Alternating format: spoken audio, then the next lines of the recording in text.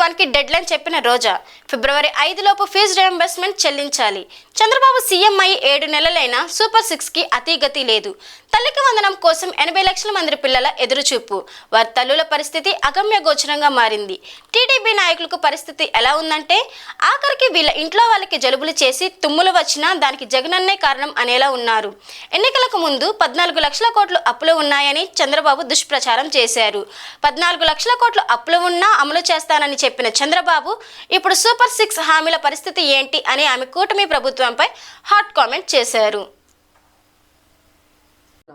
ఎందుకంటే మీరు చూస్తే ఈరోజు ఫీజు రియంబర్స్మెంట్ బకాయిలు, విద్యా దీవెన, వసతి దీవెన బకాయిలు చెల్లించకపోవటం వల్ల విద్యార్థులు చాలా ఇబ్బంది పడుతున్నారు. కాబట్టి మీరు వెంటనే ఈ బకాయిలను చెల్లించాలి. లేదంటే 5వ తేదీ లోపల చెల్లించకపోతే వైఎస్ఆర్ కాంగ్రెస్ పార్టీ విద్యార్థులు వారి తల్లిదండ్రులతో కలిసి ఫీజు పోరు పెద్ద ఎత్తున చేయబోతున్నామని కూడా హెచ్చరిస్తున్నాం. ఎందుకంటే ఈ రాష్ట్రంలో డిగ్రీ, ఇంజనీరింగ్, పీజీ చదువుతున్న పేద మధ్య తరగతి విద్యార్థులకి కట్టాల్సిన 3,900 కోట్ల ఫీజు రియంబర్స్మెంట్, స్కాలర్షిప్ బకాయిలు ఇంతవరకు కట్టలేదు. సో 4 క్వార్టర్స్ కి సంబంధించిన ఈ ఫీజు బకాయిల్ని ప్రభుత్వం చెల్లించకపోతే ఆ పేద విద్యార్థులు చదువుకు దూరం కారా? మీకు ఈ విషయం అర్థం కావటం లేదా అని ప్రశ్నిస్తున్నాం. ఎందుకంటే ఈరోజు చంద్రబాబు నాయుడు గారు ముఖ్యమంత్రి అయిన రోజు నుంచి దాదాపుగా 7 నెలలు అవుతుంది. ఈ ఫీజు రియంబర్స్మెంట్ కోసం, వసతి దీవెన, విద్యా దీవెన కోసం ₹1 కూడా చెల్లించకపోవడం సిగ్గుచేటని కూడా ఈ సందర్భంగా తెలియజేసుకుంటున్నాం. ఎందుకంటే ఆనాడు వైఎస్ఆర్ గారు పెద్ద చదువులు ఉన్నవారికే కాదు, అర్హత ఉన్న ప్రతి పేద మధ్యతరగతి విద్యార్థికి అందించాలని గొప్ప మనసుతో ఈ ఫీజు రియంబర్స్మెంట్ తీసుకురావడం జరిగింది. దాన్ని జగన్మోహన్ రెడ్డి గారు తను అధికారంలో ఉన్న 5 సంవత్సరాలు సంపూర్ణంగా అమలు చేయడం మనం గమనించాం. కానీ ఈరోజు ప్రభుత్వం 3,900 కోట్ల ఈ ఫీజులు, స్కాలర్షిప్ల బకాయిల్ని ఆపేయటం ఎంతవరకు సమంజసమని నేను అడుగుతున్నా. ఎందుకంటే ఈరోజు మీరు చూస్తే విద్యా దీవెన కింద 2,800 కోట్లు, అలాగే వసతి దీవెన కింద 1,100 కోట్లు, అంటే దాదాపుగా 3,900 కోట్లని బకాయిలు పెట్టడం వల్ల కొన్ని కాలేజెస్ లో విద్యార్థుల్ని క్లాసులకు రానివ్వట్లేదు. కొన్ని కాలేజెస్ లో విద్యార్థులకి సర్టిఫికెట్లు కూడా ఇవ్వకపోవటం, కొన్ని చోట్ల విద్యార్థులు చదువుకు దూరవటం చూస్తుంటే చాలా చాలా బాధేస్తుంది. ఎందుకంటే విద్యతోనే పేదరికం సమూలంగా నిర్మూలించే అవకాశం ఉంది. అందుకే రాజశేఖర రెడ్డి గారు, జగన్మోహన్ రెడ్డి గారు పేద పిల్లలకి చక్కటి చదువును అందించి ఆ కుటుంబాలు ఆర్థికంగా ఎదిగే విధంగా, సమాజంలో గౌరవంగా ఉండే విధంగా అన్ని రకాలుగా ఎలా అండగా నిలబడ్డారో మనం గమనించాం. కానీ చంద్రబాబు నాయుడు గారు డబ్బున్న వాళ్ళు మాత్రమే చదువుకోవాలి, తన పార్టీలో ఉన్న ప్రైవేట్ స్కూళ్లు, కాలేజీలు ఉన్న వాళ్లే ఫీజులు దండుకోవాలి అన్నట్టుగా ఈరోజు పేద విద్యార్థుల్ని చదువుకు దూరం చేసే విధంగా చర్యలు చేపట్టడం, ఇవ్వాల్సిన బకాయిలు ఇవ్వకపోవడం అనేది మనం గమనించాలి.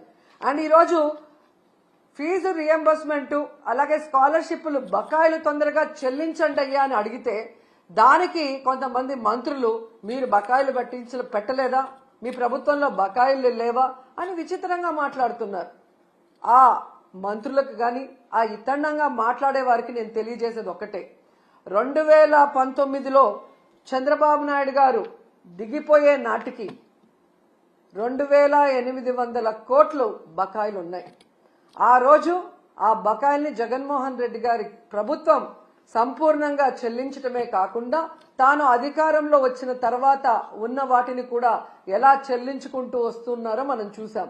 సో ఎప్పుడూ కూడా ఒక ప్రభుత్వం మారినప్పుడు గత ప్రభుత్వంలో బకాయిలు ఉంటే వాటిని తీర్చాల్సిన బాధ్యత ఆ అధికారంలోకి వచ్చిన పార్టీకి ఉంటుంది.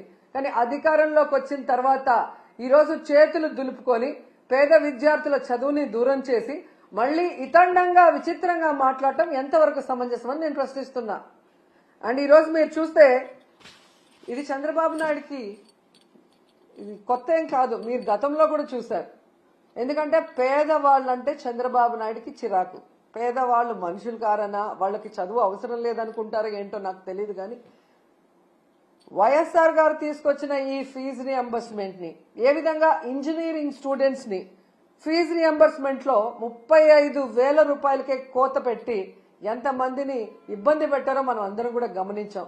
కానీ జగన్మోహన్ రెడ్డి గారు ఎంత ఖర్చైనా విద్యార్థికి మొత్తం ప్రభుత్వమే చెల్లించే విధంగా ప్రతి పేద మధ్యతరగతి పిల్లవాడికి చక్కటి చదువుని అందించటం ఈరోజు ప్రజలందరూ కూడా గమనించాల్సిన విషయం అని కూడా ఈ సందర్భంగా తెలియజేసుకుంటున్నా.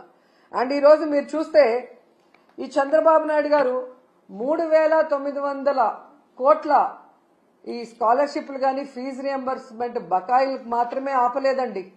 ఆయన ముఖ్యమంత్రి అయిన ఈ 7 నెలల కాలంలో ఫీజు రియంబర్స్మెంట్ ని ఆపేశాడు, అమ్మఒడిని ఆపేశాడు, చేయూతను ఆపేశాడు, మెడికల్ కాలేజీల్ని కట్టడం ఆపేశాడు, నాడు నేడు స్కూల్స్ రెన్యువేషన్ ఆపేశాడు. అలాగే మీరు చూస్తే 0 వడ్డీ పథకాన్ని ఆపేశాడు. ముఖ్యంగా పేదవాళ్లకి చాలా అవసరమైన ఆరోగ్యశ్రీని ఆపేశాడు. ఇక వాలంటీర్ వ్యవస్థని ఆపేయటం మనం అందరం కూడా చూస్తూనే ఉన్నాం. ప్రభుత్వ ఉద్యోగాలకి ఐఆర్ లేదు, పిఆర్సీ లేదు, కనీసం డిఏ కూడా ఇవ్వకపోవటం ఈ రాష్ట్ర ప్రజలందరూ మేధావులందరూ కూడా గమనించాలని కూడా కోరుకుంటున్నాను. ఎందుకంటే ఒకవైపు జగన్మోహన్ రెడ్డి గారిని తిట్టడానికే టైంని స్పెండ్ చేస్తున్నారు, కానీ వాళ్ళు ఎన్నికల్లో ఏం ప్రచారం చేశాం, ఏ సంక్షేమాన్ని అందిస్తాం, ఏ అభివృద్ధిని అందిస్తామని చెప్పిన మాటల్ని మరిచిపోవడం ఇక్కడ మనం గమనించాలి. ఎందుకంటే మీరు చూశారు ఏ విధంగా అధికారంలోకి వస్తే మేము సూపర్ 6 అమలు చేస్తామని చెప్పారు. ఈయన లోకేష్ అయితే మేము సూపర్ 6 అమలు చేయకపోతే నా కాలర్ పట్టుకొని అడగండి అన్నారు. ఏ కాలర్ అండి? రైట్ కాలరా, లెఫ్ట్ కాలరా? అంటే కాలర్ పట్టుకొని నిలదీసి అడిగితే తప్ప మీరు సూపర్ 6 అమలు చేయరా? ఈరోజు చూస్తే చంద్రబాబు నాయుడు గారు ఎంత కూల్గా సంపద సృష్టించాక ఆదాయం పెరిగాక అప్పుడు సూపర్ 6 ని అమలు చేస్తామని చావు కబురు చల్లగా చెప్తున్నారు. మరి ఆ రోజు చంద్రబాబు నాయుడు గారు, పవన్ కళ్యాణ్ గారు ఎన్నికల్లో ప్రచారం చేస్తున్నప్పుడు మీకు తెలీదా? ఎందుకు ఆ రోజు ఇదే మాట చెప్పలేదు? మేము వచ్చాక సంపద సృష్టించాక ఆదాయం పెరిగితేనే సూపర్ 6 అమలు చేస్తాం, లేకపోతే చేయలేమని ఆ రోజు ఎందుకు చెప్పలేదని అడుగుతున్నా. ప్రజల్ని మోసం చేయాలన్న ఆలోచనతోనే కదా అబద్ధం చెప్పారు. మళ్ళీ మీరు చూస్తే చాలా ఎటకారంగా చంద్రబాబు నాయుడు గారు, మీరు కూడా వినుంటారు, పెద్ద గొంతేసుకొని చెవులో మైక్ పెట్టుకొని తమ్ముళ్ళు బటన్ నొక్కుతాడంట జగన్మోహన్ రెడ్డి. బటన్ నొక్కడం పెద్ద విషయమా? మూలనున్న ముసలమ్మ కూడా బటన్ నొక్కుతుంది అని ఎటకారంగా మాట్లాడాడు. మరి మీకు కూడా 73 ఏళ్లు పూర్తయ్యాయి కదా, మూలనున్న ముసలమ్మ బటన్ నొక్కగా లేంది 73 ఏళ్ల ముసలోడివి మీరెందుకు నొక్కలేకపోతున్నారు ఆ బటన్ అని ముసలోళ్ళందరూ గుసగుసలాడుకుంటున్నారు.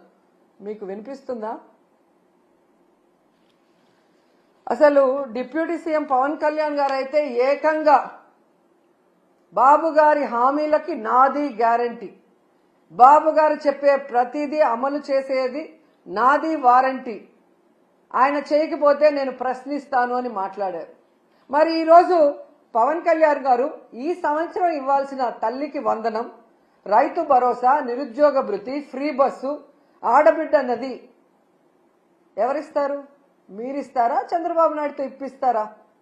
మరి ఇంతవరకు ఇవ్వలేదు కదా. మరి ఎందుకు మీరు ఈ కోట్లాది మంది ప్రజల తరఫున నిలబడి చంద్రబాబు నాయుడిని నిలదీయట్లేదు? ఏం అడ్డం వస్తుంది మీకు అని ప్రశ్నిస్తున్నా. ఈరోజు ఎంత దారుణంగా తయారయ్యారంటే, నేను నా కొడుకు పవన్ కళ్యాణ్ గారు అధికారంలోకి వచ్చేసాం కాబట్టి ఈ రాష్ట్ర ప్రజలు ఏమైపోయినా పర్వాలేదు, వీళ్ళకి మనం చెప్పింది ఏది చేయాల్సిన అవసరం లేదు అని ఎంత కేర్లెస్ గా ఈ ప్రభుత్వంలో ఉన్న పెద్దలు ప్రవర్తిస్తున్నారో మనం అందరం కూడా గమనించాలి. ఎన్నికల ముందుకి ఎన్నికల తర్వాత వాళ్ళ ప్రవర్తన ఎలా ఉంది అంటే, ఎన్నికల ముందేమో బాబు షూరిటీ భవిష్యత్తుకు గ్యారంటీ, కానీ ఈరోజు Babu surety cheating guarantee. Cycle కోటేస్తే ఫ్రీ బస్ మీ ఇంటి ముందుకే వచ్చేస్తుంది, గ్లాస్ కోటేస్తే ఏ క్లాస్ ఉద్యోగాలు మీకు వస్తాయి, పువ్వు కోటేస్తే పువ్వుల్లో ప్రతి మహిళకి 1,500 మీ ఇంటికి వచ్చేస్తుంది, కూటమికి ఓటేస్తే ప్రతి బిడ్డకి స్కూల్కి వెళ్లే వాళ్ళకి 15,000 మీకు వచ్చేస్తాయని చెప్పారు. ఇక ఇంట్లో ఎంతమంది ఉంటే అంతమందికి లక్షలు లక్షలు వచ్చి పడేస్తాయని ఏ విధంగా వాళ్ళు బాండ్లు కూడా రాసి ఇవ్వటం మనం అందరం కూడా గమనించాం.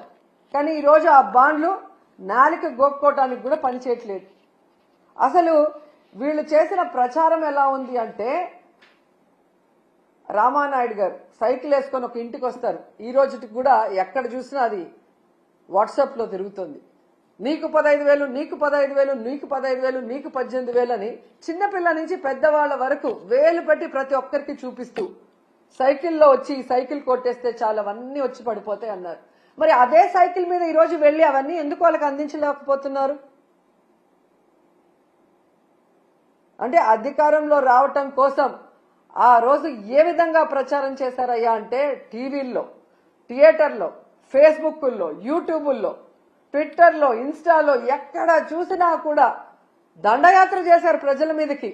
ఒకవేళ తెలుగుదేశానికో కూటమికో ఓటేయకపోతే ప్రతి ఇంట్లో ఉన్న మహిళ లక్షలాది రూపాయలు మిస్ అయిపోతుందేమో అన్నట్టుగా ఊదరగొట్టి, ఈరోజు మీరు చూస్తే సంపద సృష్టించాక, ఆదాయం పెరిగాక మేము ఇవన్నీ చేస్తాము అని ఎంత చావు కబురు చల్లగా చెప్తున్నారు. ఇంకా గట్టిగా అడిగితే జగన్మోహన్ రెడ్డి గారి వల్లే ఇవన్నీ ఇవ్వలేకపోతున్నామంటారు. ఎంత సిగ్గుచేటో ఒకసారి ఆలోచించండి.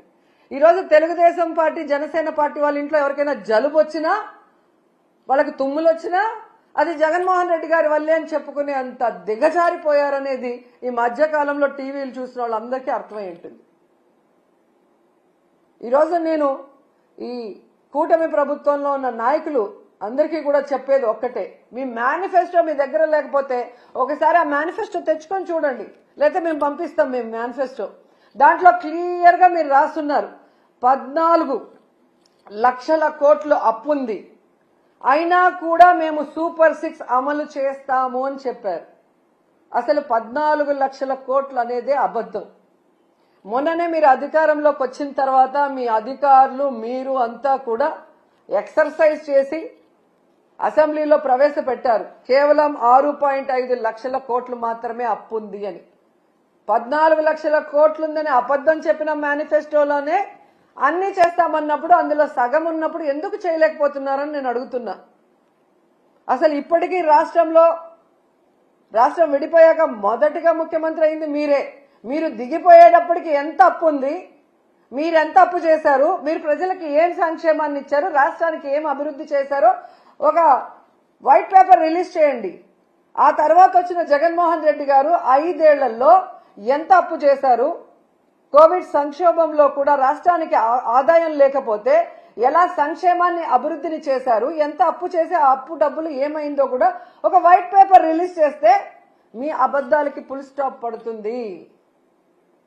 ఎన్నికల ముందే కాదు, ఇప్పుడు కూడా అబద్ధాలు చెప్పుకొని బ్రతకాలనుకుంటున్నారు తప్ప రాష్ట్ర ప్రజలకు ఇచ్చిన హామీలు నెరవేర్చాలన్న చిత్తశుద్ధి లేకపోవడం దురదృష్టకరం.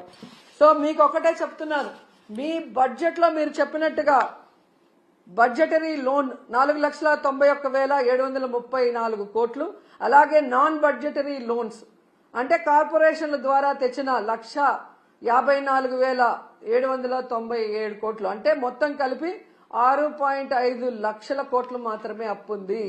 దాంట్లో మెజారిటీ మీరు చేసిన అప్పులే 2014లో. సో 14 లక్షల కోట్లు ఉన్నప్పుడే అన్ని అమలు చేస్తామన్న మీరు ఈ రోజు చేయకుండా దాన్ని జగన్మోహన్ రెడ్డి గారి మీద తోసి తప్పించుకోవాలి అంటే వదిలిపెట్టే ప్రసక్తే లేదు. అండ్ ఈ రోజు మీకు హెచ్చరిస్తున్నాం, పిల్లల జీవితాలతో చెలగాట మాడే విధంగా కనుక మీరు ఇలాగే ముందుకు వెళ్లి ఫీజు రియంబర్స్మెంట్ బకాయిలు గాని, విద్యా దీవెన, వసతి దీవెన బకాయిలు చెల్లించకపోతే మీకు డెడ్ లైన్ 5వ తేదీ, ఫిబ్రవరి 5వ తేదీ లోపల చెల్లించకపోతే వైఎస్ఆర్ కాంగ్రెస్ పార్టీ నాయకులు, కార్యకర్తలు, విద్యార్థుల తల్లిదండ్రులతో ఫీజు పోరు చేసి మీ మెడలు వంచి పిల్లలకి అండగా నిలబడతామని కూడా ఈ సందర్భంగా తెలియజేసుకుంటున్నాం. అండ్ ఫైనల్ గా ఒకటి చెప్పాలనుకుంటున్నా, ఈరోజు ప్రభుత్వానికి ఎలా సంక్షేమాన్ని అందించాలి, ఎలా అభివృద్ధి చేయాలని చేతగాకపోతే జగన్మోహన్ రెడ్డి గారిని తిట్టడమో, మాలాంటి వాళ్ళ మీద ట్రోల్స్ చేయటం, వల్గర్ గా పోస్టులు పెట్టడమో కాదు. ఎలా పని చేయాలో జగన్ గారి దగ్గర క్లాసులు తీసుకుంటే నేర్పిస్తారు. చిన్నవాడైనా, మొదటిసారి ముఖ్యమంత్రి అయినా ప్రజలకు ఇచ్చిన ప్రతి వాగ్దానాన్ని రాష్ట్రంలో ఎలాంటి పరిస్థితులున్నా కూడా సమర్థవంతంగా అందించి అందరికీ కూడా అన్నలాగా అండగా నిలబడ్డాడు. మీలాగా మీ మీద ఎవరో ఒకరి మీద నిందలు మోపి తప్పించుకోవాలన్న ప్రయత్నం చేయలేదు. పవన్ కళ్యాణ్ గారు మీకే చెప్తున్నాను, ఆడవాళ్ళ మీద ట్రోల్స్ చేస్తే ఒప్పుకోనన్నారు. మరి ఆడవాళ్ళు అంటే ఓన్లీ తెలుగుదేశం జనసేనలో ఉన్న ఆడవాళ్ళు మాత్రమేనా? మీ ప్రభుత్వం చేసే తప్పుల్ని నిలదీస్తామన్నా మీరు నిలదీయకపోతే ఈ రాష్ట్రంలో బాధ్యత కలిగిన అపోజిషన్ లీడర్స్ గా మేము నిలదీస్తున్నాం. మీరు చెప్పిన హామీలు నెరవేర్చకపోతే వాటిని నిలదీస్తున్నాం. మీరు చేసే అరాచక పాలనని ఎండగడుతున్నాం. కానీ దానికి సమాధానం చెప్పకుండా ఈ విధంగా ట్రోల్స్, వల్గర్ గా మీమ్స్, వల్గర్ గా వీడియోస్ చేస్తుంటే వాళ్ళ మీద ఎటువంటి యాక్షన్ తీసుకోరా? ఖచ్చితంగా నా మీద గాని, మహిళల మీద గాని ఇలాంటి పనికి మాలిన వీడియోస్, పనికి మాలిన ట్రోల్స్ చేస్తే మాత్రం సహించేది లేదు. వడ్డీతో సహా వాళ్ళందరికీ కూడా ఇచ్చి పడేస్తానని తెలియజేసుకుంటున్నా. ఇప్పటి వరకైతే ఇలాంటి పిచ్చి పనులు చేసే వాళ్ళు మానసిక రోగులుగానే నేను భావించాను. జగనన్న ప్రభుత్వం ఉన్నప్పుడు వాళ్ళందరికీ ఆరోగ్యశ్రీలో అయితే ట్రీట్మెంట్ ఇప్పించగలిగాం. కానీ ఈరోజు ఆరోగ్యశ్రీ కూడా తీసేశారు కాబట్టి మీ పిచ్చి మీరే భరించుకోండి. అది మా మీద, ప్రజల మీద రుద్దాలన్న ప్రయత్నం చేస్తే మాత్రం సహించేది లేదు. మీరు తప్పు చేసినప్పుడు మేము నిలదీస్తాం, పోరాటం చేస్తాం. మీరిచ్చిన హామీని నెరవేర్చాలి. మీరు అధికారంలో ఉన్నారు కాబట్టి చేయాల్సిన అభివృద్ధి చెయ్యాలి. అంతేగాని బెదిరిస్తే, కేసులు పెడితే, ట్రోల్ చేస్తే భయపడి ఆగిపోతారనుకుంటే మాత్రం అది మీ భ్రమే అని కూడా ఈసారి తెలియజేసుకొని, సో ఫీజు రియంబర్స్మెంట్, అలాగే స్కాలర్షిప్స్, విద్యా దీవెన, వసతి దీవెన బకాయిలు చాలా ఇంపార్టెంట్. ఇది రాజకీయం కాదు, విద్యార్థుల భవిష్యత్తు. దీని మీద దృష్టి పెట్టి పవన్ కళ్యాణ్ గారు వెంటనే చంద్రబాబు నాయుడు గారితో వీటిని రిలీజ్ చేయించాలని కూడా డిమాండ్ చేస్తున్నాం.